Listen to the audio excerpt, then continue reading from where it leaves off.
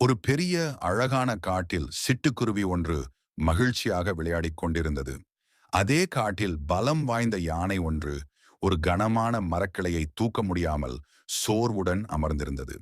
அதை பார்த்த சிட்டுக்குருவி கவலையுடன், யானை நண்பா, நீ ஏன் இவ்வளவு சோகமாக இருக்கிறாய் என்று கேட்டது.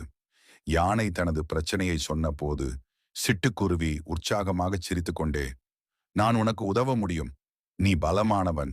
நான் உயரமான இடங்களுக்கு எளிதில் செல்வேன். நாம் இருவரும் சேர்ந்து செய்யலாம் என்றது.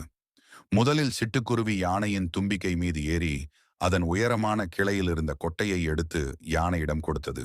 பிறகு யானை தனது தும்பிக்கையால் புதைந்திருந்த மரக்கிளையின் அருகே உள்ள மண்ணை தள்ளியது.